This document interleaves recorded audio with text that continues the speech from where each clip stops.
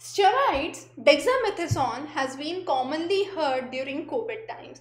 Now, what are steroids? What are their role would be the topic of discussion today. Now, steroids are simply the chemicals which are usually the hormones which body can actually make normally. But in certain circumstances, when the body cannot make it normally, we also refer to the lab-based or the man-made steroids. Now, these steroids can be classified into two types: corticosteroids and anabolic steroids. We would understand both of those in a while. But before that, let's understand the structure, the chemical structure of a steroid. Steroid is simply a 17-carbon molecule where you have 28 hydrogen and 4 rings. As you can see, ring A, B, C and D are seen in each of these steroids, and these steroids technically are the compounds that help in reducing edema inflammation.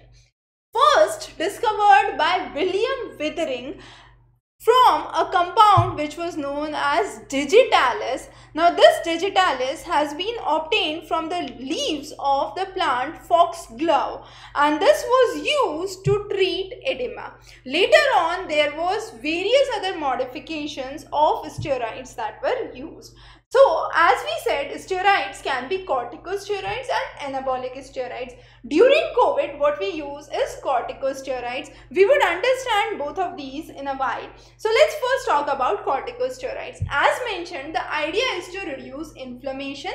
They are similar to the cortisols which are produced by the adrenal gland, but these are not made naturally in our body. They are made in laboratories and given to our body to help reduce the inflammation and keep our immune system from making such substances which can cause inflammation. So technically they are called as life-saving drugs. These corticosteroids are used in numerous diseases. Common diseases are pulmonary inflammation, so chronic obstructive pulmonary disorders, asthma, rheumatoid arthritis, autoimmune disorders, multiple sclerosis are some of the cases where corticosteroids are administered. Now, these could be either through inhalation, these could be in the form of pills, nasal spray, ointments, or can be subcutaneous or intravenous. How they are used and where they are used, we have discussed. But these corticosteroids come with side effects. There are short-term and long-term side effects which are related to it. Under short-term, we usually say higher probability of weight gain, nausea, mood swings, sometimes unexpected hair growth, thinner skin.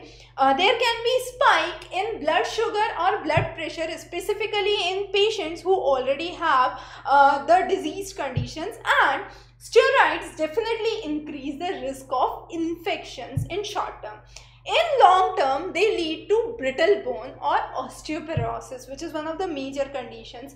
The next is they also lead to slower growth and sometimes can lead to life-threatening conditions, leading to even eye problems, cataracts, and higher risk of diabetes at later stage.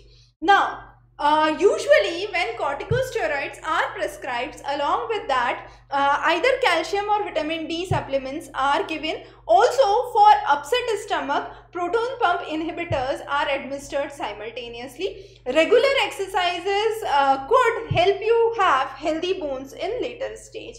The next is anabolic steroids. Anabolic steroids are man-made versions of testosterone which is originally secreted by the human body. Now, these steroids are used to build muscles. They are taken illegally in higher doses by athletes and sport persons, and sometimes the higher levels can lead to cases of doping, as we have seen in most of the games, Asian Games, Olympic Games. We have usually heard about the doping and candidates being rejected because of doping. So there is where anabolic steroids are used. These anabolic steroids come with their own side effects: bad acne, fluid retention, affecting liver, kidney, heart are some of the common examples, and they can also increase the level of LDL, the bad cholesterol in the body.